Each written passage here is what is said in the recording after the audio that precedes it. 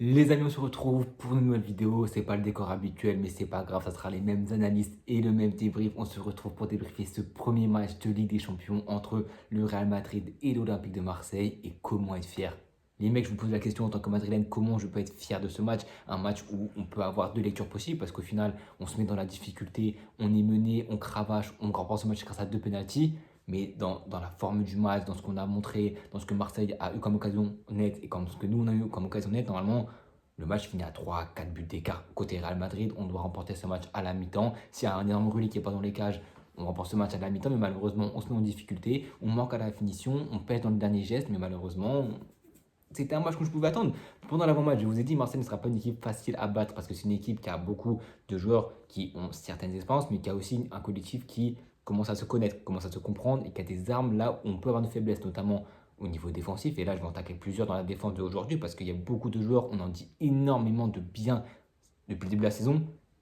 Mais là, il y a des choses à dire. Pour ce qui est de la composition de départ, quelques changements. À droite, Alexander Arnold, titulaire à la place de Carvajal, alors qu'il n'a ni joué la trêve, ni genre 5 minutes contre la Sociedad, si je ne me trompe pas, et encore le match d'avant la trêve, il n'a pas beaucoup joué. À droite, Mastantuono, et on a eu Rodrigo à la place de Vinicius Junior. Pourquoi pas, la vérité, pourquoi pas. Seul bémol, Trent, 2 minutes. Voilà, claquage, il se blesse. Carvajal titulaire, enfin Carvajal rentre au bout de 5 minutes. C'est dire à quel point les choix n'ont peut-être pas été les meilleurs, n'ont peut-être pas été les plus judicieux. C'est des choix qui étaient risqués parce que Rodrigo n'a pas beaucoup joué, Massantono n'a pas beaucoup joué, même s'il joue avec le Brésil, etc. C'est pas la même chose. C'était très très risqué de faire ça. Est-ce qu'il a eu raison? Je pense que oui, parce que quand on a vu l'animation offensive de ce début de match, de ce premier mi-temps, on a vu de très très très bonnes choses. Où là, c'est un réel point positif. Je pense même que c'est la meilleure entame de match qu'on a fait depuis le début de la saison, avec un Massantono qui était trouvé, qui, on le sait, par sa conduite de balle, a créé beaucoup de dangers. À un moment donné, une belle combinaison, parce qu'on sait que sa qualité première, c'est pas le dribble, il faut arrêter de croire ça, même s'il a passé quelques dribbles quand même, mais c'est la conduite de balle, c'est la qualité pour rentrer à l'intérieur, c'est la qualité pour s'exporter de l'autre côté, son dépassement de fonction, son intelligence footballistique, dans le dépassement de fonction, etc. Et Massantono, c'est un joueur qui est typiquement un ailier un peu vintage, on va dire, qui rentre à l'intérieur. Et aujourd'hui, il a une belle conduite de balle, des petits espaces avec Güler. Güler fait un match mid parce qu'il a fait face à un énorme Jeffrey Kondogbia qui a fait un match extraordinaire au milieu de terrain. Un vrai patron, un vrai leader, un vrai bonhomme. Et Güler, malheureusement, quand il est tout seul pour essayer de faire du jeu, aujourd'hui, ça l'a bien fait parce que Marseille est une équipe joueuse qui a un peu plus d'espace, mais on le voit en Liga, quand il est tout seul pour combiner, et bah c'est hyper dur. Et c'est pour ça que Santono est là pour l'aider, que Bellingham qui sera de retour, il pourra l'aider, Kamavinga pourquoi pas pareil dans une moindre mesure, mais même pour se projeter, ça peut être intéressant. Dans ce match-là, le milieu de terrain du Real Madrid a fait une bonne première mi-temps, mais la deuxième mi-temps, et au fil du match, plus la première mi-temps passait, on a eu quelques énormes occasions, le ciseau de Kylian Mbappé, les arrêts de Rulli qui sort 10 arrêts en première mi-temps, c'est un record dans l'histoire de la Ligue des Champions, c'est dire à quel point ce match était un match bourbier parce que Marseille, c'est une bonne équipe de Marseille qui n'est certes pas en énorme confiance, mais qui a quand même, c'est très bien renforcé, notamment défensivement. Le match de Medina, super. Le match de Balerdi, très très bon. Bon, le match de Rudy, j'ai pas besoin d'en parler, il était très très bon. Pavard un petit peu mid, mais il était un petit peu esselé côté droit avec un Greenwood qui faisait pas beaucoup de retours défensifs. Et Rodrigo en a bien profité. C'est de là d'où vient le penalty et l'action de Rodrigo parce que, à part ce penalty là, le match de Rodrigo qui est sorti à l'heure de jeu, le match de Rodrigo est loin d'être extraordinaire. On prend ce match, on prend cette victoire, on prend les 3 points, bien évidemment, parce que le but c'est des cliniques, c'est de prendre les points, même si t'es pas beau. Mais on doit se faciliter, on doit dans le dernier tiers, dans la dernière zone, être beaucoup plus clinique. On ne peut pas rater autant d'occasions parce qu'on sait que c'est Marseille en face, que c'est un peu plus faible et qu'on peut se dire ouais mais on en aura une prochaine. Rudy fait des énormes parades, mais le face-à-face enfin face-à-face, l'action en fin de mi-temps que Masson rate, c'est interdit au niveau de rater ça. On lui laisse parce que c'est un jeune, etc. Et parce qu'on perd pas le match. Mais si on perd, mon appréciation est différente et je le déglingue parce que rater une occasion comme ça au moment du 1-0 pour Marseille, c'est littéralement interdit de rater un truc comme ça. Parce que tu te fais mener à la 22e minute et c'est là où je veux parler de manque d'expérience. Parce que, comme je le dis, on en fait beaucoup parce que c'est légitime. Le début de saison de Echen Carreras est très, très, très, très bon. Ils sont passés à côté. En tout cas, Euchen est grandement passé à côté. La charnière Euchen-Militao, je les ai pas reconnus. Ils se sont liquéfiés. Aucune connexion. Tu sentais absolument rien. Euchen dans ses passes, elles étaient quasiment toutes mal assurées. Certaines sont passées, bien évidemment, parce que c'est Euchen. Mais la passe pour Güler sur l'action, Greenwood récupère le ballon. On prend le but dans la foulée. C'est interdit. Tu as une option beaucoup plus simple. On a voulu se compliquer la vie. on va en reparler indéfiniment, mais ce manque de numéro 6 se fait ressentir dans un match comme ça parce que les moments où tu dois gérer la pression, où tu dois gérer face à un bloc qui peut t'embêter parce qu'il commence à monter en puissance Marseille au fil des minutes et du match. Donc faut un mec qui te calme le jeu, qui te permet de respirer, de gratter des mètres balles au pied. Malheureusement, on l'a pas aujourd'hui et c'est pour ça qu'on se met dans la difficulté, des passes compliquées, des passes mal assurées, souvent les mauvais choix. C'est assez dingue de se dire qu'on se fait mettre des fois, on s'est fait tourner par Marseille. Bon, ça peut arriver dans certains matchs, mais on n'a pas su trouver la solution. Après, Marseille, c'était faire tourner pour faire tourner parce qu'au final, ils n'avaient pas grand-chose à faire offensivement parce qu'à part ce but de Wea qui intervient sur une erreur, une perte de balle, une passe mal assurée de Hutchinson pour Güler, qui se fait bouger évidemment physiquement parce qu'il n'a pas la carrure de tenir un duel, c'est là où, c'est là où Bellingham est un cran au-dessus évidemment, mais bon, ça, c'est limpide.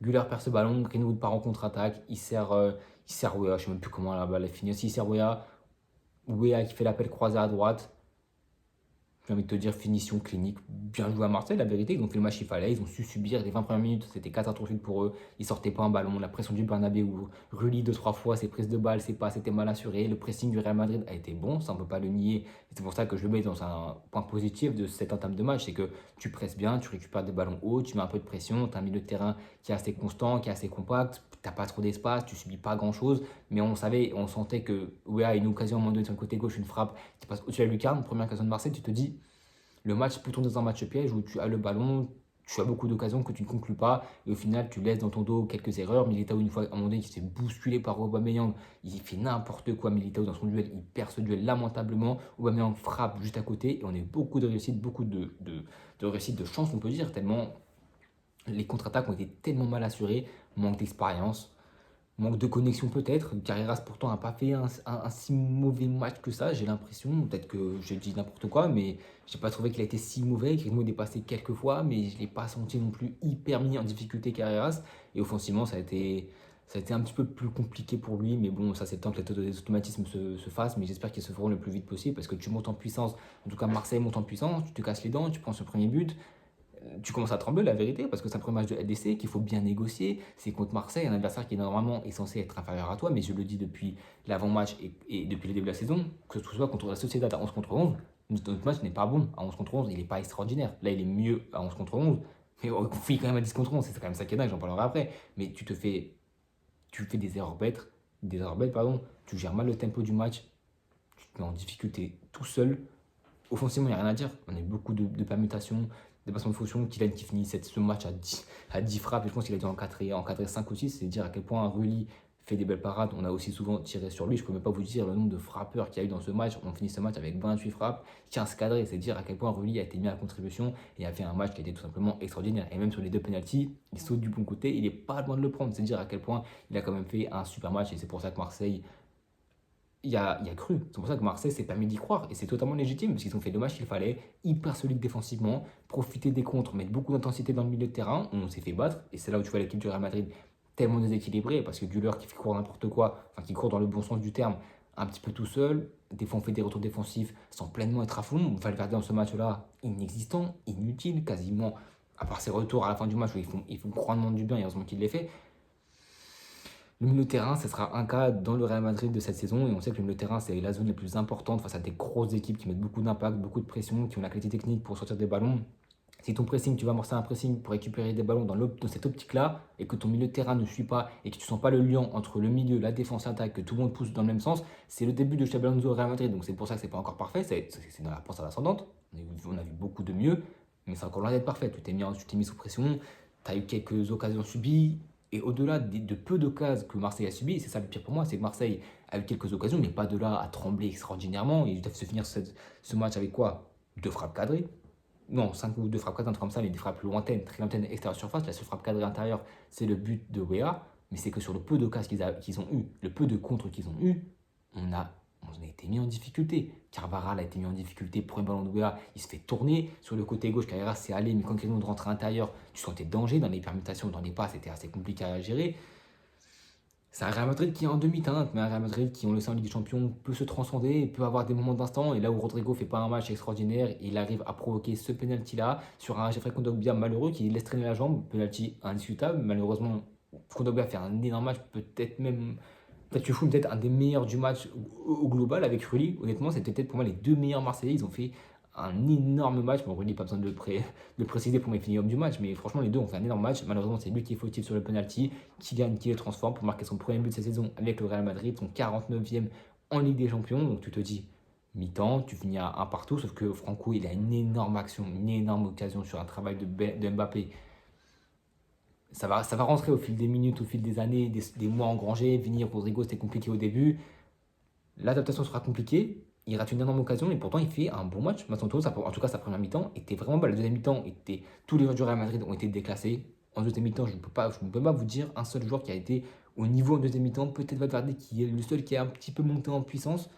Et peut-être Güler à la limite. Mais honnêtement, en deuxième mi-temps, ça a été un match moins spectaculaire. Parce que la première mi-temps, avec autant d'occasions, c'est très spectaculaire. La deuxième était moins spectaculaire. Mais tout en occasion, tout en situation, à Marseille plus en contrôle, qui a pris aussi la confiance, qui a pris la mesure de l'événement au Bernabeu.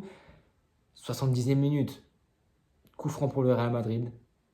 Daniel Carvajal, 6 Ligues des Champions, 33 ans, capitaine, vient s'embrouiller avec Rulli et lui met un coup de boule. Comment est-ce possible? Comment on peut m'expliquer qu'un mec aussi expérimenté que Carvajal puisse tomber dans un piège aussi puéril? Comment est-ce possible qu'un joueur de son acabit là se fasse avoir un partout, il reste 20 minutes à jouer? Tu ne peux pas te permettre, c'est vraiment cracher sur tes coéquipiers en fait. Tu fais ce geste-là, mais tu sais que tu vas prendre rouge. On a vu sa gueule pendant la VAR, il savait qu'il allait prendre rouge. Il a cédé à ses nerfs parce que Rulli l'a fait décompresser. Rulli, homme du match par les arrêts, homme du match par l'exclusion de Carvajal. Il l'a fait pousser, il a réussi. Ça n'a pas été préjudiciable parce qu'on marque juste après sur un travail de Vinicius qui est rentré à l'heure de jeu à la place de Rodrigo. On voit que les changements ont quand même été offensifs parce que bon, Asensio rentre à la place de Güler, mais avant ça, on a Vinicius qui rentre et Brahim qui rentre. C'était les deux seuls qui pouvaient prétendre être titulaires au début du match, qui n'ont pas été. Pour une bonne ou une mauvaise raison, je pense que je fais confiance au coach. Le seul truc où j'aurais pas fait confiance, c'est que j'aurais mis Carvajal 1000 fois à la place de Trent, parce que je ne comprends pas comment Trent peut démarrer ce match, la vérité. Après, offensivement, ça peut se discuter, je suis complètement d'accord avec Xavi, mais seul bémol, latéral droit, Trent aurait même pas dû venir au Real Madrid tout court. On prend ce carton rouge, la prémisse de la Real Sociedad. Heureusement qu'on est chez nous, et heureusement qu'il restait que 20 minutes, parce que sinon, on aurait été au Vélodrome, à 10 contre 11 pendant 20 minutes, ce match, je pense qu'on ne le gagne pas. Soit on fait nul, soit on perd. On a la chance, on est au Bernabeu. Marseille est aussi très très fatigué parce qu'ils ont sorti un super match collectivement, très soudé. Il faut que ce match serve mentalement parce que ça veut dire que Marseille est une équipe qui est sur le bon chemin, qui est sur le droit chemin, même si ce n'était pas le plus grand Real Madrid et que si on s'affronte en janvier, ça serait peut-être différent, les dynamiques seraient peut-être différentes et la tactique et le jeu du Real seraient peut-être différents. Ils ont fait un superbe match. Malheureusement, ils sont fait avoir par deux pénaltys. C'est pour ça que je ne suis pas fier de ce match parce que on met 2 buts, on doit en mettre 5 des buts. Sauf que les 2 buts qu'on met, c'est des pénaltys, des phases arrêtées. On n'a pas su mettre un but dans le jeu. À un moment donné, ce réalisme-là, il faut l'avoir. Il faut l'avoir, il ne faut pas penser qu'on va avoir 4000 occasions.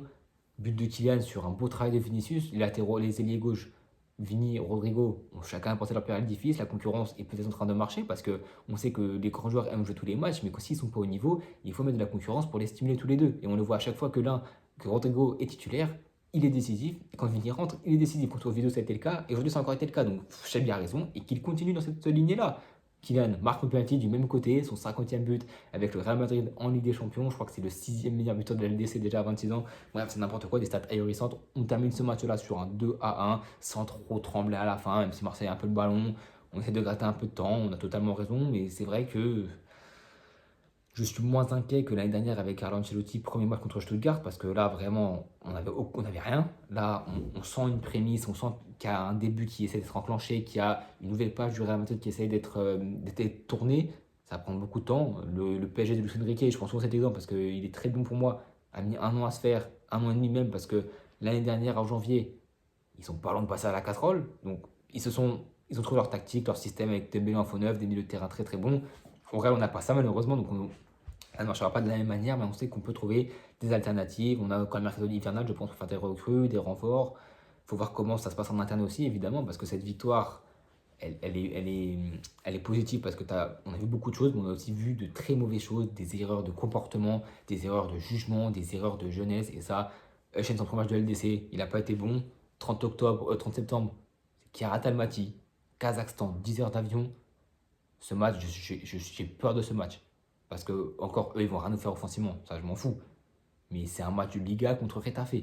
Ils vont jouer, ils vont pétonner. Et encore une fois, ça va être compliqué. Donc, on espère que Bellingham sera de retour d'ici là, que Kama sera de retour et qu'on aura pris on engrange un peu de rythme. On affronte l'Espagnol le samedi ou dimanche, je crois, et l'Levante le mardi, mercredi.